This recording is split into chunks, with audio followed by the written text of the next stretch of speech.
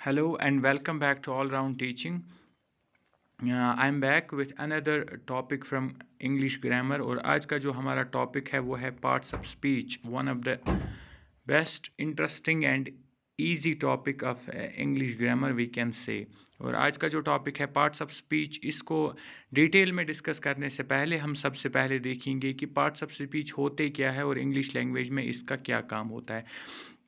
So let's start. सबसे पहले अगर हम देखें, जो एक वर्ड होता है इंग्लिश लैंग्वेज या किसी भी लैंग्वेज का, एक वर्ड जो होता है वो यूनिट ऑफ लैंग्वेज है, वो लैंग्वेज का एक यूनिट है जिससे लैंग्वेज बनती है। और इस वर्ड से हम अपने थॉट्स या फीलिंग्स को एक्सप्रेस करते हैं थ्रू अ लैंग्वेज। वर्ड्स जो होते हैं उनको हम डिस्टिंग्विश करते हैं काम के हिसाब से, by the work they do in a language and are classified accordingly. जो वर्ड एक लैंग्वेज में जो काम करता है उसी हिसाब से हम उस वर्ड को डिस्टिंग्विश करते हैं।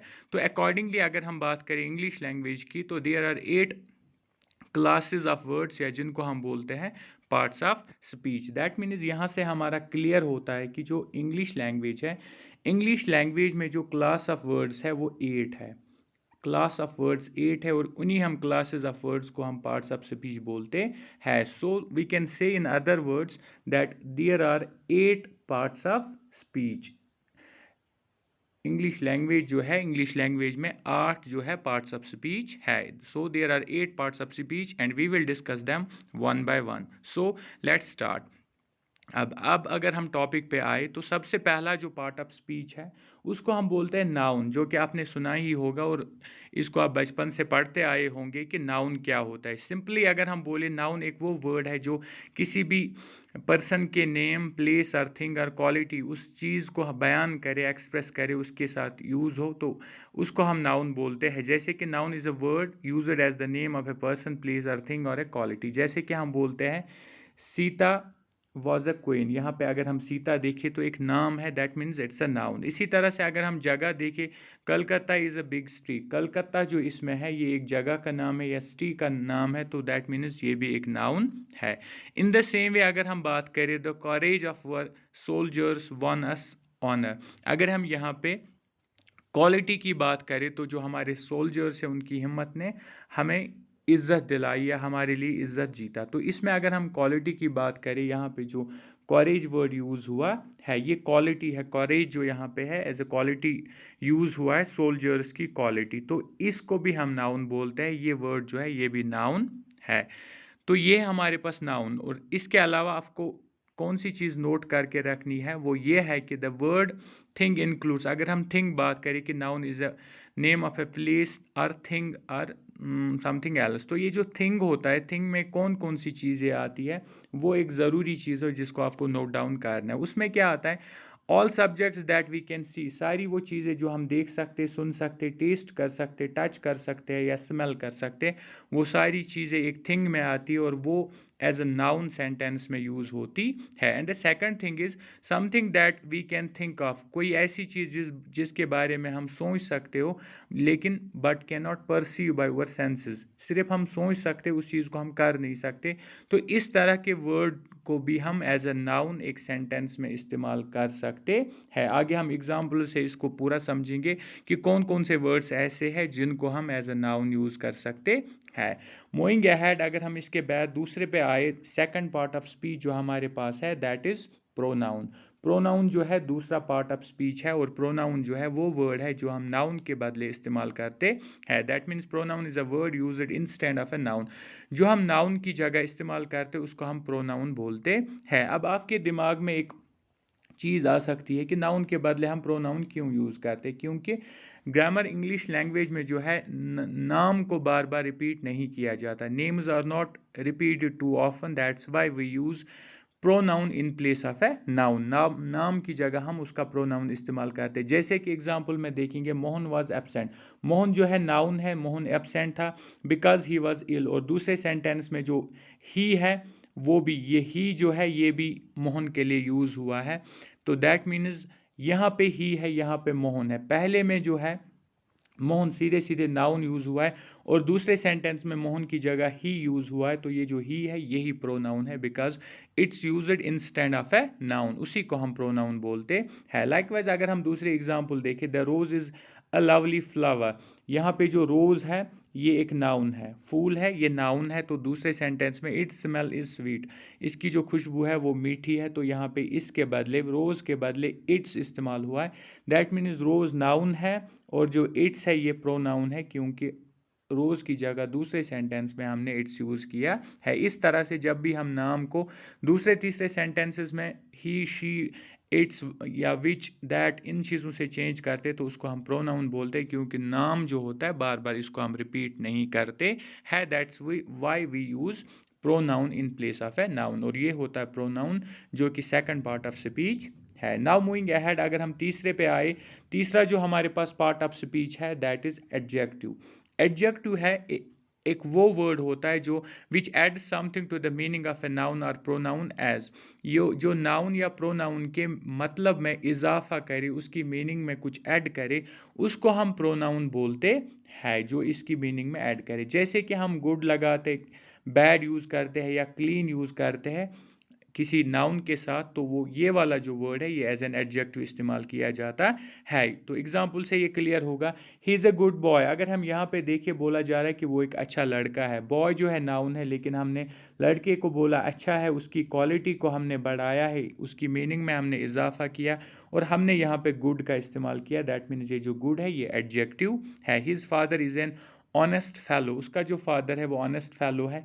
ये अगर नाउन है फैलो, तो हमने इसके साथ ऑनेस्ट इस्तेमाल किया, ईमानदार है, तो ये एडजेक्टिव है। That means honest, good, bad, clean, these all are adjective words, क्योंकि हम इनको नाउन के साथ इस्तेमाल करते हैं और नाउन की मीनिंग में इजाफा करते हैं। चाहे हम गुड बोले चाहे हम बैड बॉय बोले, दोनों सूरतों में जो है बॉय की मीनिंग में इजाफा होता है, और दोनों सूरतों में जो गुड हो या बैड हो एडजेक्टिव कहलाता है। ये है adjective, third part of speech. और इसके अलावा आपको एक चीज़ नोट करनी है कि जो अ, एन एंड द है, जो हमने ऑलरेडी पढ़ा है, आर्टिकल्स इनको हम बोलते हैं। आर्टिकल्स पे एक पूरा वीडियो बनाया हुआ है, अगर आपने अभी तक नहीं देखा तो आप जाके उसको देखिए। उस एक टॉपिक में हमने, एक वीडियो में हमने सारे आर्टिकल्स को कवर किया है with all rules, regulations and exceptions, वो आप जाके ज़रूर देखिएगा। यहाँ पे आर्टिकल्स का क्या काम है, ए एंड दे जो है ये आर्टिकल्स है और ये एडजेक्टिव्स भी यूज़ किए जाते हैं। यहाँ पे हमें इसका इतना ही पढ़ना है। और इसके अलावा अगर हम नेक्स्ट पार्ट ऑफ स्पीच देखें, चौथवा, वो है verb. Fourth part of speech जो हमारे पास है वो है वर्ब। और वर्ब हर एक वो वर्ड कहलाता है विच एक्सप्रेसेस सम एक्शन, जो कि एक्शन दिखाता हो, जिसको हम in other words action word ही बोलते हैं। जो एक्शन दिखाता हो उसको हम बोलते हैं वर्ब। अब अगर हम एग्जाम्पल देखें, जैसे कि स्लीप है, जैसे कि ईट है, जैसे कि स्लीप है, ड्रिंक है, रन है, these are all called verb words. ये सारे जो है वर्ब वर्ड कहलाते हैं। जैसे कि अगर हम एग्जांपल देखें सेंटेंस में, ही ईट्स अ केक, वो एक केक खा रहा है। जो ईट्स है ये एक्शन दिखा रहा है, खाने का एक्शन दिखा रहा है, दैट मीन्स ये जो है एक वर्ब वर्ड है। द बॉय स्लीप्स वेल, बच्चा जो है वो सोया हुआ है। जो स्लीप्स यहाँ पे है ये एक्शन वर्ड है, दैट मीन्स ये एक वर्ब वर्ड है। तो ये था हमारे पास fourth part of speech. Now moving ahead, अगर हम पांचवे पे आए तो पांचवा जो हमारे पास पार्ट ऑफ स्पीच है वो है एडवर्ब। और एडवर्ब जो होता है, जैसे कि प्रोनाउन होता है, एडजेक्टिव होता है, सॉरी, उसी तरह से एडवर्ब भी होता है। एडवर्ब क्या काम करता है, ये एक वो वर्ड है which add something to the meaning of a verb, जो एक वर्ब की मीनिंग में इजाफा करता है, उसमें कुछ ऐड करता है, या एडजेक्टिव या प्रीपोजिशन या कंजक्शन, इन सब के साथ एक एडवर्ब को इस्तेमाल किया जाता है। और ये जो एडवर्ब वर्ड इनके साथ इस्तेमाल किया जाता है उसका क्या काम होता है, उसका सिर्फ इतना काम होता है, add something to the meaning, इनकी मीनिंग में कुछ ऐड करना, कुछ इजाफा करना। ये वर्ब के साथ यूज़ होता है, एडजेक्टिव, प्रीपोजिशन और कंजक्शन के साथ इस्तेमाल होता है। अगर हम एग्जाम्पल की बात करें और हम सबसे पहले देखें वर्ब के साथ कैसे एक एडवर्ब इस्तेमाल होता है, जैसे कि ही टॉक्स जेंटली। अगर यहाँ पे हम टॉक्स देखिए ये वर्ब है और इसके साथ हमने यूज़ किया है जेंटली, तो जेंटली जो है एडवर्ब है, दैट मीन्स वो अच्छे से बात करता है। वर्ब की मीनिंग में इजाफा किया एक एडवर्ब वर्ड ने, जो कि यहाँ पे जेंटली है। अगर हम नेक्स्ट एग्जाम्पल की बात करें, नेक्स्ट अगर हम देखें, नेक्स्ट हमारे पास है एडजेक्टिव के साथ कैसे एक एडवर्ब को यूज़ किया जाता है और कैसे वो इसकी मीनिंग में इजाफा करता है। He is a very good boy, यहाँ पे जो बॉय है, जैसे कि पहले हमने पढ़ा, ये नाउन है, जो कि गुड यहाँ पे है ये एडजेक्टिव है यहाँ पे, और इसके साथ हमने वेरी इस्तेमाल किया, तो वेरी जो है वो एक एडवर्ब है। इससे क्या पता चलता है कि एडवर्ब जो है हमने एडजेक्टिव के साथ यूज़ किया और उसकी मीनिंग में इजाफा किया। अब हमने बोला he is a very good boy, अब वो बहुत ही अच्छा लड़का है। गुड की मीनिंग में और ज़्यादा इजाफा हुआ तो वेरी से हुआ, और जो वेरी है यही कहलाता है एडवर्ब। मूविंग अहेड, अगर हम इसके बाद देखें एडवर्ब को कैसे हम एडवर्ब के साथ यूज़ करके इसकी मीनिंग को इजाफा करते। ही वॉक्स वेरी क्विकली, यहाँ पे अगर वॉक्स हम देखें ये वर्ब है, अगर हम वेरी देखिए ये एडजेक्टिव है, और क्विकली देखिए ये एडवर्ब है। दैट मीन्स एडवर्ब के साथ एडवर्ब यूज़ किया जाता है ताकि उसकी मीनिंग में इजाफा हो। जैसे कि वेरी है यहाँ पे एडवर्ब है, इसके साथ हमने क्विकली यूज़ किया, ये भी एडवर्ब है। यानी कि एडवर्ब की मीनिंग में एडवर्ब वर्ड यूज़ करने से और ज़्यादा इजाफा होता है। अगर हम प्रीपोजिशन के साथ एडवर्ब की यूजेज देखें तो हम बोलेंगे she came just in time. यहाँ पे जो प्रीपोजिशन है वो इन है यहाँ पे, और अगर हम देखें एडवर्ब का यूज़ हुआ है यहाँ पे तो हमने जस्ट को इस्तेमाल किया और इससे क्या हुआ, मीनिंग में इजाफा हुआ, प्रीपोजिशन की मीनिंग में इजाफा हुआ। अगर हम कंजक्शन के साथ देखें किस तरह से एक एडवर्ब को इस्तेमाल किया जाता है, he was turned out of the class simply because he was making a noise. यहाँ पे अगर हम कंजक्शन वर्ड देखें तो बिकॉज है, और बिकॉज के साथ हमने सिंपली यूज़ किया, और जो सिंपली है ये एक एडवर्ब है। दैट मीन्स एडवर्ब को हम कंजक्शन के साथ भी इस्तेमाल कर सकते ताकि कंजक्शन की मीनिंग में इजाफा हो, उसमें कुछ ऐड हो। This is how adverb can be used with different parts of speech. अलग अलग पार्ट्स ऑफ स्पीच वर्ड्स के साथ हम एडवर्ब को यूज़ कर सकते हैं ताकि उनकी मीनिंग में इजाफा हो। अगर हम नेक्स्ट देखें सिक्स्थ पार्ट ऑफ स्पीच पे अगर हम आए, सिक्स्थ पार्ट ऑफ स्पीच जो हमारे पास है वो है प्रीपोजिशन।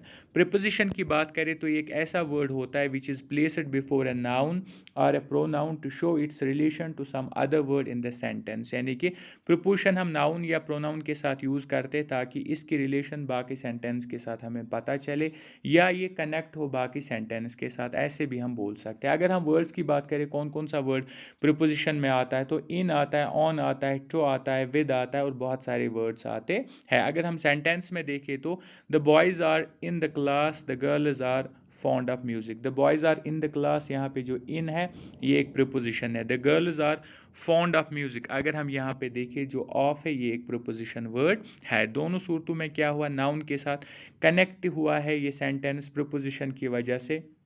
बॉयज़ का जो लिंक पता चला है बाकी सेंटेंस के साथ वो इन से चला, और गर्ल्स का जो लिंक पता चला है म्यूज़िक के साथ वो ऑफ से पता चला है। तो ये एक प्रीपोजिशन वर्ड है। These all are called preposition words, इनको हम कनेक्टिंग वर्ड्स भी बोलते हैं जो एक सेंटेंस को कनेक्ट करते और नाउन के रिलेशन को डिफाइन करते हैं। लेकिन आपको याद क्या रखना है इसके अलावा, as words are divided into different classes according to the work they do in a sentence, क्योंकि हम वर्ड्स को अलग अलग कैटेगरीज में डिफाइन करते हैं जिस हिसाब से उनका काम एक सेंटेंस में रहता है। तो हम क्लियरली बोल सकते हैं कि we cannot say offhand to which part of speech a word belongs unless we see it use it in a sentence. Directly हम किसी भी वर्ड को नहीं बोल सकते कि ये कौन से पार्ट से बिलोंग करता है, यानी कि ये प्रीपोजिशन यूज़ हुआ है, एडवर्ब एडजेक्टिव यूज़ हुआ है यहाँ पे, जब तक कि हम उसका यूजेज सेंटेंस में नहीं देखे। दैट मीन्स एक वर्ड अलग अलग तरीक़ों से इस्तेमाल हो सकता है एक सेंटेंस में, it depends upon the sentence. कहने का मतलब ये है। नाउ इसके अलावा अगर हम इसी चीज़ को प्रूव करें कि एक वर्ड को हम डिफरेंट पार्ट्स ऑफ स्पीच में कैसे यूज़ करें, तो हम देखेंगे how the word round is used in the following sentence. एक वर्ड है राउंड, हम देखेंगे डिफरेंट सेंटेंसेस में ये किस तरह से इस्तेमाल हुआ है। सबसे पहले अगर हम पहले सेंटेंस में देखें, a square peg in a round table, यहाँ पे जो राउंड है ये एडजेक्टिव यूज़ हुआ है। He has completed a round of a garden, यहाँ पे जो है राउंड ये एज अ नाउन इस्तेमाल हुआ है। The earth revolves round the sun, यहाँ पे जो राउंड है ये प्रपोजिशन इस्तेमाल हुआ है एज एन प्रपोजिशन। अगर हम नेक्स्ट देखें, we shall round the garden in 10 minutes, यहाँ पे ये same word round as a verb इस्तेमाल हुआ। दैट मीन्स इससे हमें क्या पता चलता है कि एक वर्ड को हम सेंटेंस में अलग अलग तरीक़ों से इस्तेमाल कर सकते और उसको हम अलग अलग पार्ट ऑफ स्पीच बना सकते। कहीं पे उसको एज एन एडजेक्टिव इस्तेमाल कर सकते, किसी सेंटेंस में एज ए नाउन, और in other sentence we can use it as an preposition, and in some other sentence we can use the same word as a verb. तो ये जानना आपके लिए ज़रूरी यहाँ पे था। तो इससे हमें क्लियर होता है कि एक word different part of speech हम इस्तेमाल कर सकते हैं। नाउ अगर हम अपने टॉपिक पे वापस आए और हम देखें नेक्स्ट पार्ट ऑफ स्पीच जो हमारे पास है वो है conjunction. Conjunction is the 7th part of speech अगर हम इंग्लिश लैंग्वेज की बात बात करें। और कंजक्शन कौन सा वर्ड होता है?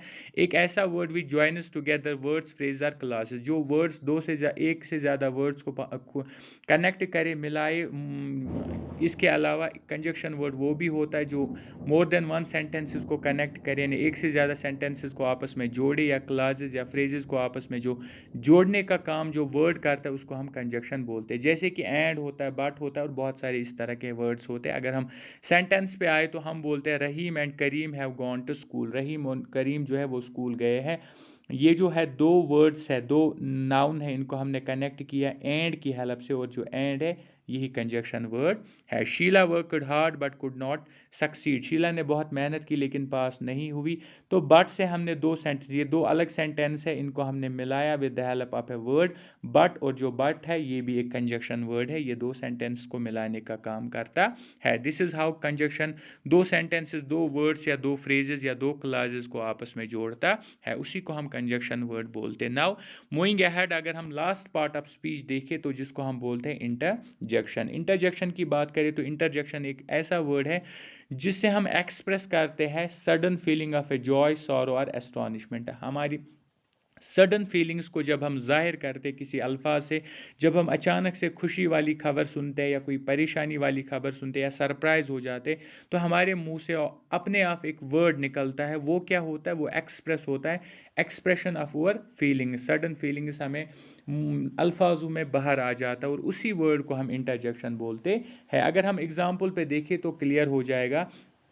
इसके अलावा अगर हम बात करें, unlike other parts of speech it's not connected with the other parts of sentence. जिस तरह से बाकी जो जितने भी पार्ट्स ऑफ स्पीच है वो सेंटेंस के हर एक हिस्से से कनेक्टेड होते हैं, लेकिन जो इंटरजेक्शन है ये विद अदर सेंटेंस या वर्ड्स ऑफ सेंटेंसेस के साथ डायरेक्टली कनेक्ट नहीं होता है। जैसे कि अगर हम वर्ड्स की बात करें, हम हुरीह बोलते हैं, हम ओह बोलते हैं, हम अलियास बोलते हैं, या हम वाव बोलते हैं, ये सारे जो है इंटरजेक्शन वर्ड्स है। जैसे हम बोलते हैं hurray, we have come out successful, जब हम कामयाब होते हैं तो हम हरी बोलते हैं, तो ये क्या है? एक इंटरजेक्शन वर्ड है।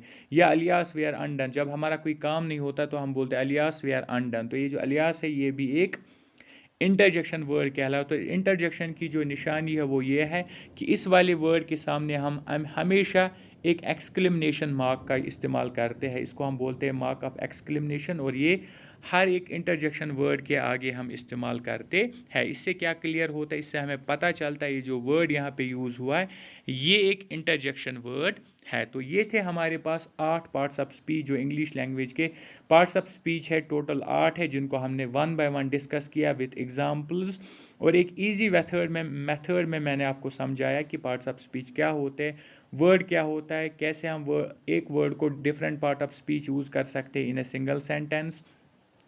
और ये जो है एक यूज़फुल टॉपिक है। अगर हम इंग्लिश लैंग्वेज की बात करें, हर एक क्लास के लिए, हर एक एग्ज़ाम के लिए, स्पीकिंग के लिए एक ज़रूरी टॉपिक माना जाता है। एक बेसिक सा इंटरेस्टिंग एंड हेल्पफुल टॉपिक है जो आपको इंग्लिश लैंग्वेज में हर एक फील्ड में मदद करेगा। So this was all for today. Do subscribe all round teaching, like and share. Thank you, thanks a lot.